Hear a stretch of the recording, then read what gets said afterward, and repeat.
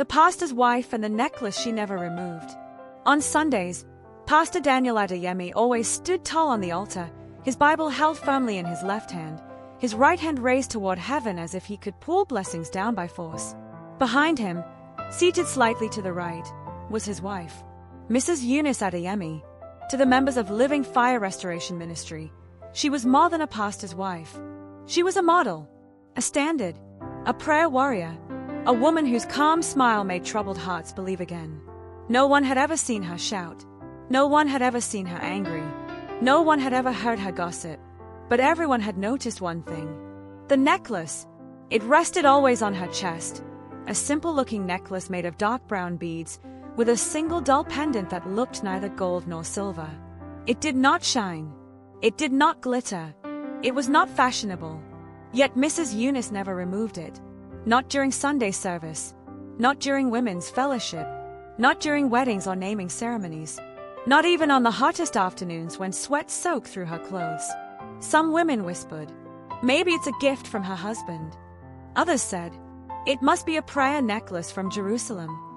A few joked nervously, "That necklace looks old, older than Pastor Adeyemi himself."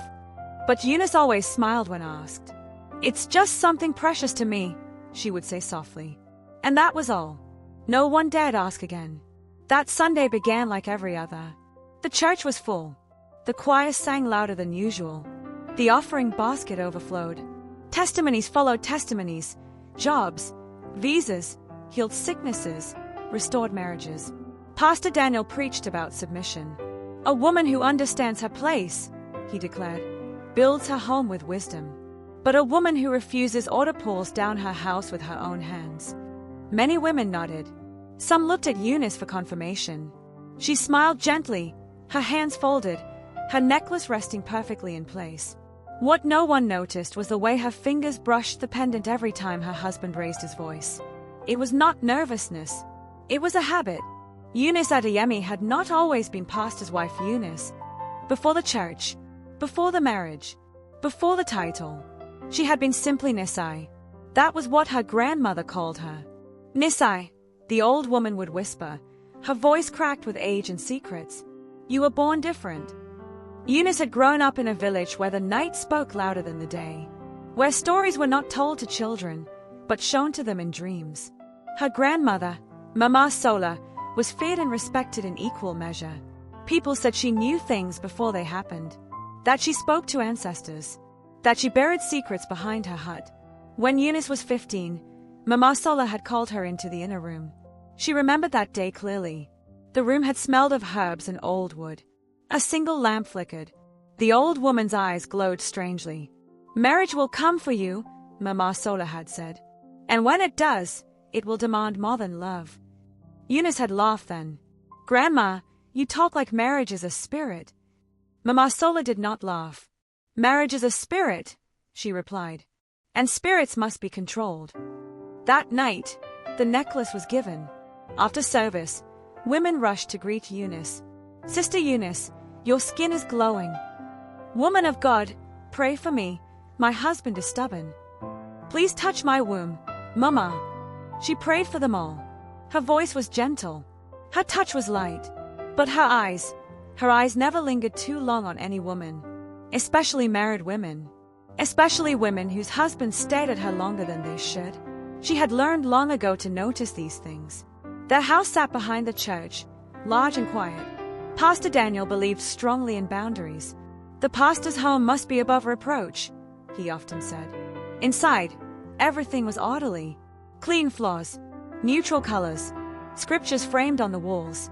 But there was one rule Pastor Daniel had never questioned. He had never seen his wife without that necklace. Not on their wedding night.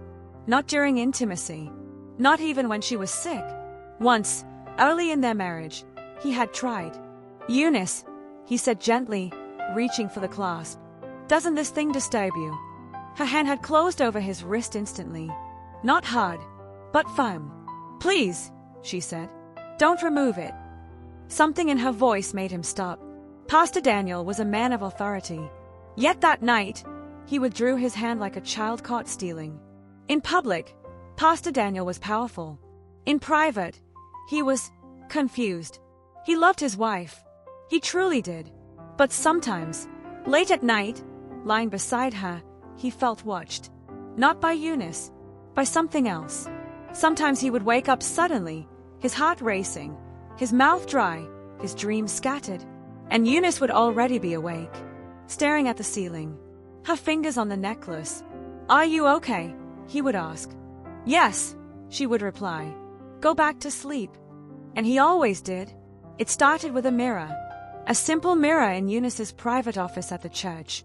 She used the room for counseling women, for prayer meetings, for quiet reflection. One evening, as the sun dipped low, Eunice stood before the mirror. She loosened her scarf. She touched the necklace and whispered words that had no place in a church. The reflection did not smile back. Instead, it blinked, slowly. Eunice inhaled sharply. "Not now," she murmured. "Not yet." The mirror darkened. She adjusted her clothes, composed her face, and walked out to meet a woman waiting for marriage counseling. Her name was Ifunanya. Young, beautiful, newly married. Her problem was simple. "My husband has changed," she said, tears in her eyes. "He doesn't listen anymore. He doesn't come home early. He doesn't even pray." Eunice listened quietly. She asked gentle questions. Then she leaned forward. "Do you trust me?" she asked. Ifunanya nodded eagerly. "Then do exactly as I say." She reached for a drawer, and for the first time in years, Eunice considered removing the necklace. Just for a moment. That night, Pastor Daniel dreamed of chains.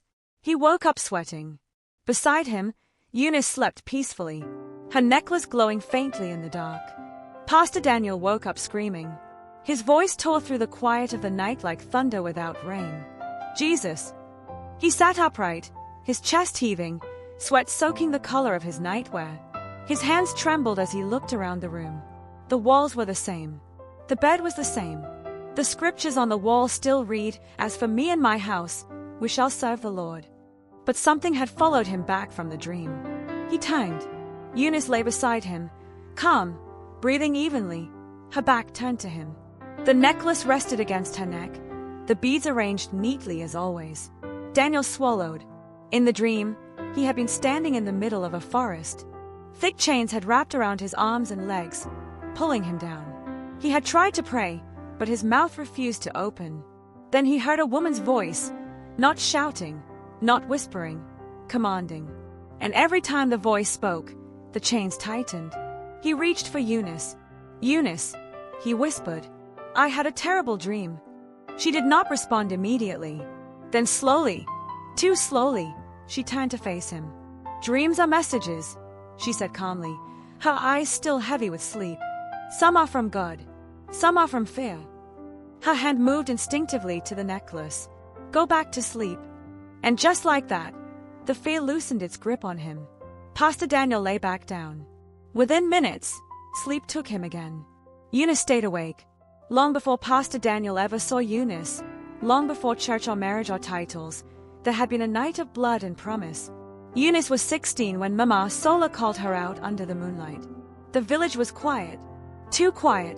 Crickets stopped singing as Eunice followed her grandmother to the ancient Iroko tree behind their compound. The air felt thick, like it was watching.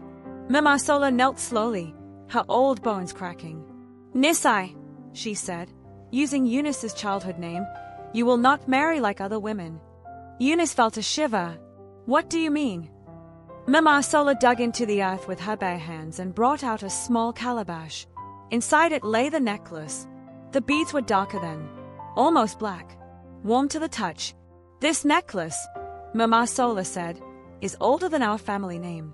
It was passed from woman to woman, not for beauty, but for survival." She took Eunice's hand. Men rule with strength. Women rule with wisdom. But some women are born to rule with power. Eunice wanted to pull away. "I don't want power," she whispered. Mama Sola laughed softly. "No woman ever does, until she is beaten by life." She tied the necklace around Eunice's neck. The beads tightened slightly, as if adjusting themselves. "From today," Mama Sola continued, "any man you marry will be tied to you, not by love alone, but by covenant." "What kind of covenant?" Eunice asked. her voice shaking. Mama Sola's eyes darkened. The kind that does not forgive betrayal. That night, Eunice bled from her neck, and the earth drank it. The necklace had rules. Mama Sola made them clear.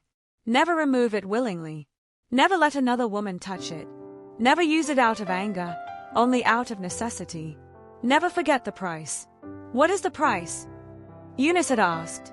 Mama Sola had looked at her for a long time before answering. Peace. Ifunanya returned the next day.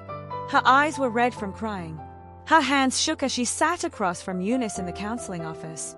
I couldn't sleep, she said. Everything you said yesterday, it followed me home. Eunice nodded slowly. Your spirit is open, she said. That's good. She stood and locked the office door. Ifunanya hesitated. Why are you locking? For privacy, Eunice replied gently. She sat back down and leaned forward. Your husband is drifting because he has tasted freedom, she said. But freedom without direction turns men into strangers. What do I do? Ifunanya pleaded. Eunice hesitated. She felt the familiar warmth around her neck, the necklace responding. This was one of those moments Mama Sola had warned her about. Necessity. Go home, Eunice said finally. Tonight, cook his favorite meal. Ifunanya nodded eagerly. And when you serve him, Eunice continued, touch his right shoulder and say his name 3 times in your heart. That's all. Eunice smiled. That's all. What she did not say was that the necklace would do the rest. 3 days later, Ifunanya returned to church glowing. My husband is different, she whispered excitedly.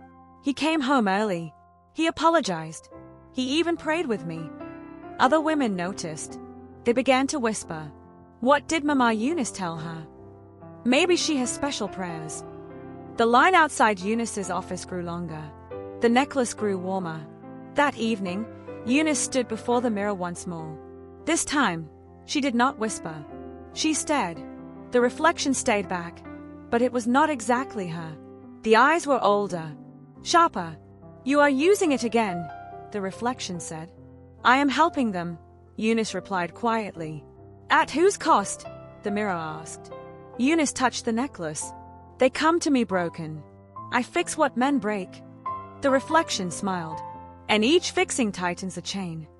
The mirror went dark. Eunice stepped back, her breath uneven. Pastor Daniel noticed changes too. He felt calmer, but also weaker. Decisions he once made easily now felt heavy. Sometimes, he found himself agreeing with Eunice even when his spirit resisted. One night, during prayer, he froze. The words refused to come. Instead, a thought entered his mind. Ask your wife. He shook his head violently. No, he whispered. This is wrong. From the bedroom, Eunice called his name. Daniel. His legs moved before his mind agreed. The warning came from an unexpected place. Mama Grace, the oldest woman in the church, stopped Eunice one afternoon. Her eyes lingered on the necklace. Daughter, she said quietly, some things should not be carried into the house of God. Eunice smiled politely. This necklace has protected my marriage. Mama Grace leaned closer. Protection that binds is not protection. It is control. For the first time in years, Eunice felt fear. That night, Eunice dreamed of her grandmother. Mama Sola stood by the Iroko tree, shaking her head. You are forgetting Rule 4, she said. Eunice woke up screaming. The necklace burned against her skin. Eunice woke up with a scream trapped in her throat. Her body was stiff. Her chest felt heavy. The necklace burned like hot iron against her skin. Mama Sola's voice echoed in her ears. You are forgetting Rule 4. Eunice sat up slowly, her hands shaking as she touched the beads. She had tried not to think about Rule 4 for years. Because Rule 4 was not about what the necklace could do. It was about what it would take. That night under the Iroko tree, when Eunice was 16, she had asked again. Grandma, what is the price? Mama Sola had stood up slowly, dusting earth from her wrapper. The necklace does not collect money, she said. It does not collect blood the way foolish people think. She stepped closer, her shadow covering Eunice. It collects choices. What kind of choices? Eunice had whispered. Mama Sola's eyes softened for a moment. The kind that would have made you human. Then she turned away. That was all she said. Years later, lying beside Pastor Daniel, Eunice finally understood what her grandmother meant. She loved her husband, but she no longer felt fear of losing him. She no longer felt jealousy. She no longer felt the desperation many women carried. The necklace had taken that from her, and in exchange, it had given her control. At first, Eunice had welcomed it. Now, she wasn't so sure. The women's fellowship grew larger.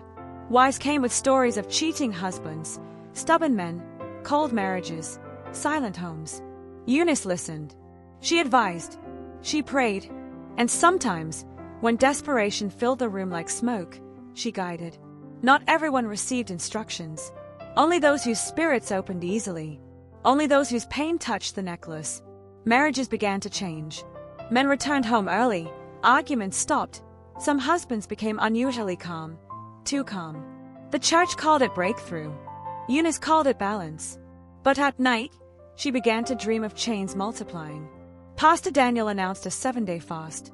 God is calling us deeper, he told the church. Something is not right.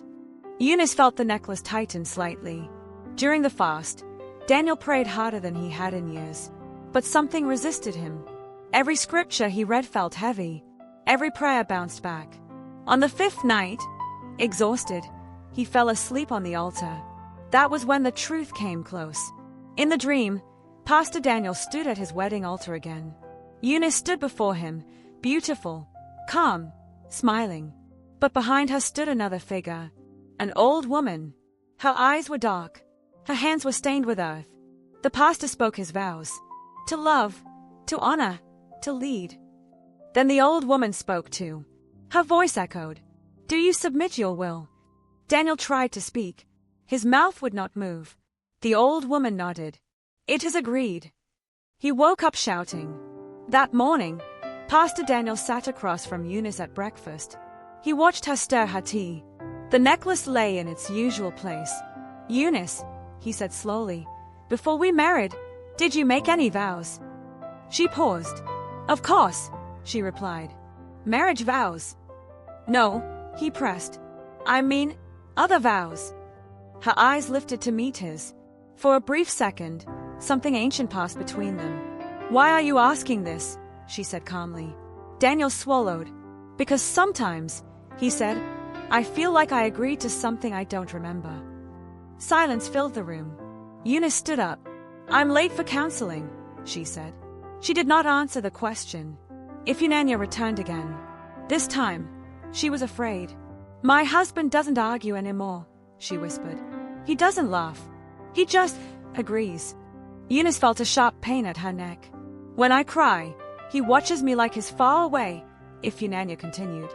Did I do something wrong? Eunice opened her mouth to reassure her, but the mirror in the office cracked slightly. A thin line ran down its center. Eunice froze. She remembered Mama Sola's words. Each fixing tightens the chain. That night, Eunice stood before the mirror again. This time, she spoke first. What is Rule 4? She demanded. The reflection stepped closer. You already know, it replied. Eunice shook her head. No. The reflection touched its own neck. For every man you bind, it said, something in you loosens. Eunice's heart raced. What loosens? The reflection smiled sadly. Choice, emotion, motherhood, mercy. Eunice staggered back. No, she whispered. I only wanted peace. And peace, the mirror replied, has eaten your fear of loss. The mirror went dark. Eunice sat on the floor for a long time. She thought of the children she and Daniel never had. The doctors had said nothing was wrong. Yet, nothing came. She touched her stomach. The necklace was warm. Mima Sola's voice returned to her memory. The necklace does not collect blood. It collects choices. Eunice wept for the first time in years. Pastor Daniel began to resist. Small things at first. He delayed asking Eunice's opinion. He prayed outside the house. He removed the mirror from his own office after seeing his reflection blink once. The necklace felt heavier each day. Eunice noticed. And for the first time since her marriage, fear crept back into her heart. That night, Mama Grace collapsed in church. Before losing consciousness, She pointed at Eunice and whispered, "Remove it, or it will remove everything." The necklace burned hotter than ever. Mama Grace did not die. But when she woke up in the hospital, her eyes were no longer afraid. They were angry. Pastor Daniel stood by her bedside, praying softly. Eunice stood a few steps behind him, her hands clasped, her face calm, but the necklace felt heavier than stone. Mama Grace turned her head slowly. Her eyes locked onto Eunice's neck. "You?" she said weakly. "You brought old things into a new house." Eunice's lips trembled. Pastor Daniel turned. "Mama Grace, please rest." Mama Grace laughed, a dry, painful laugh. "Pastor," she said, "do you know why some prayers don't rise?" Daniel froze. "Because some altars are already occupied." The room went silent. Eunice felt the necklace tighten, as if warning her. Later that night, Mama Grace asked to see Eunice alone. The nurse hesitated, but Mama Grace insisted. When they were alone, Mama Grace reached under her pillow and pulled out a small leather pouch. "I was waiting for you," she said. Eunice stared at it.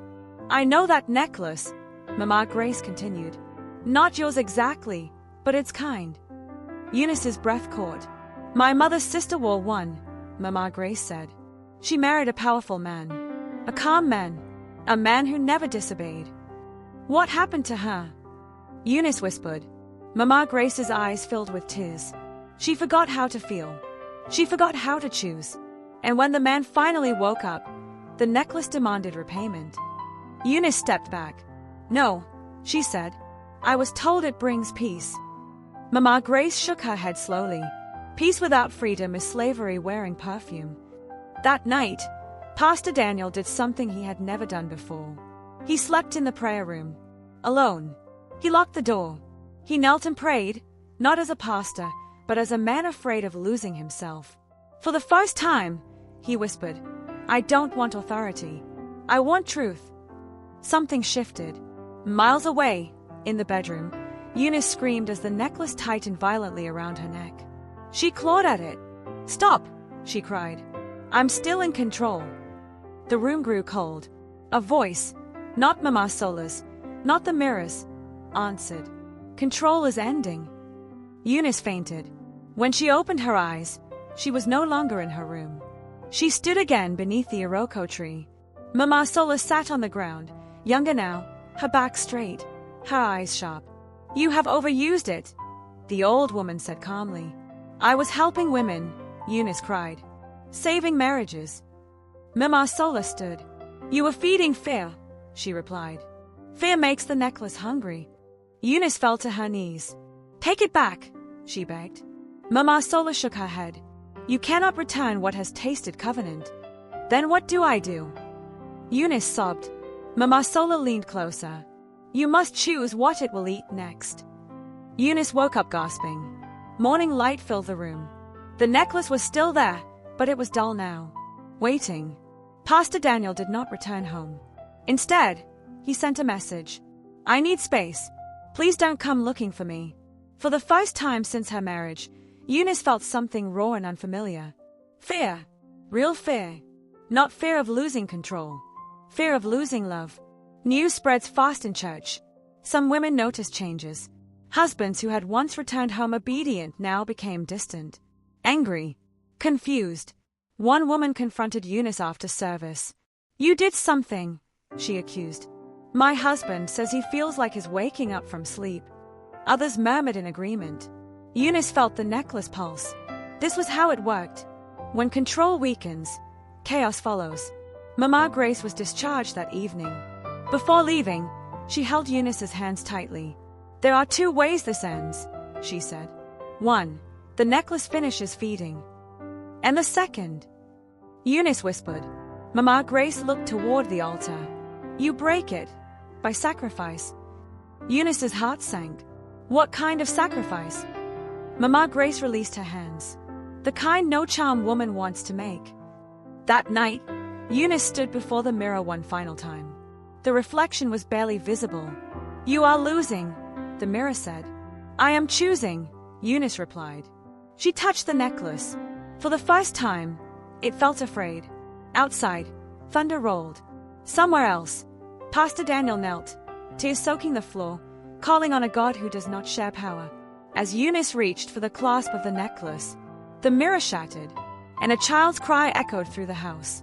The cry was unmistakable. A baby's cry. Thin, fragile, real. Eunice froze in the middle of the room, her fingers still hooked around the clasp of the necklace. Her heart slammed violently against her ribs. "No," she whispered. "That's not possible." She had never been pregnant. Doctors had confirmed it years ago. Tests, scans, prayers, nothing. Yet the cry came again, clearer this time, echoing through the house like a memory that refused to stay buried. The necklace burned. Not hot, alive. The mirror was gone, shattered completely. Glass littered the floor like fallen teeth. And then Eunice understood. Mama Grace's words returned, heavy and clear. The kind no-charm woman wants to make. The necklace had not taken her womb by accident. It had taken it on credit. Every time she used it to bind a man, to restore a marriage through control instead of truth, the debt grew. And now it had come to collect. The room darkened, though it was still night. A presence filled the space, not violent, not loud, but absolute. "You asked for peace," the voice said. "You were given power. Power always asks for replacement." Eunice fell to her knees. "I didn't know," she sobbed. "I was taught this was wisdom. Wisdom that removes choice as domination," the voice replied, "and domination always demands a throne." The necklace tightened slightly. Waiting. The presence spoke again. "You have two paths." Eunice raised her tear-filled eyes. "One," the voice continued, "you keep the necklace. The men remain bound. Your marriage survives in silence. The church grows. You grow old in control." Her heart clenched. "And the second," she whispered, "you remove it," the voice said, "and return every chain you placed, starting with your husband." Eunice trembled. "What happens to me?" Silence. "Then, you will feel again." To Eunice, feeling was terrifying. Feeling meant fear. Feeling meant loss. Feeling meant uncertainty. Control had protected her. Control had numbed her. But it had also hollowed her. She thought of Pastor Daniel, not the pastor, not the man on the altar, but the young man who once laughed too loudly and prayed too simply. She thought of the women who came to her broken, hoping for love, not chains. She thought of the cry. Her hands shook violently. Miles away, Pastor Daniel felt something break. He gasped and fell forward, sobbing. For the first time in months, his mind was quiet. No pressure. NOFOG.NO invisible agreement. "God," he whispered, "whatever it is, I reject it." At that exact moment, Eunice screamed. The clasp snapped open with a sound like bone breaking. The necklace fell to the floor. The room shook violently. Wind howled though the windows were closed. Eunice collapsed, clutching her chest as pain tore through her body, not physical, but emotional. Grief, fear, regret, love, all rushed back at once. She screamed until her voice broke. The necklace writhed on the floor, the beads cracking, splitting, turning to dust. And then, silence. The baby's cry faded. Not violently, gently, like a goodbye.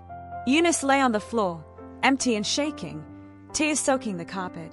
Something had left her forever, but something else had returned. The sun rose quietly. The house felt normal, too normal. Eunice sat up slowly. Her neck felt light, naked. She looked at herself in the broken mirror fragments. For the first time in years, she recognized the woman staring back. Pastor Daniel came home that afternoon. He looked different, not weaker, clearer. They stood facing each other in the living room, silence heavy between them. "I know," he said finally. Eunice nodded, tears streaming freely. "I controlled you," she said. "I thought I was saving us." Daniel swallowed hard. "I felt it," he replied. "But I stayed because I thought submission was godliness." They stood there, both broken, both awake. The changes were immediate. Some marriages collapsed. Others survived, this time honestly. Some women left the church angry. Others stayed, humbled. Living Fire Restoration Ministry grew smaller, but true. Pastor Daniel stopped preaching control. He started preaching choice. Weeks later, Eunice visited Mama Grace. The old woman smiled sadly when she saw Eunice's bare neck. "You chose pain over power," Mama Grace said. Eunice nodded. "I chose truth." Mama Grace held her hand. "Then you broke the cycle." Eunice never wore another necklace. She never counseled from a place of authority again, only experience.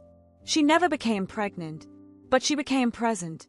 And sometimes, late at night, when the house is quiet, she places her hand over her chest and whispers, "Freedom is expensive, but it is the only thing worth paying for." This story teaches that control is not love. Peace without freedom is bondage. Religion can hide domination. Tradition can masquerade as wisdom. And some marriages work only because someone is losing themselves. The end.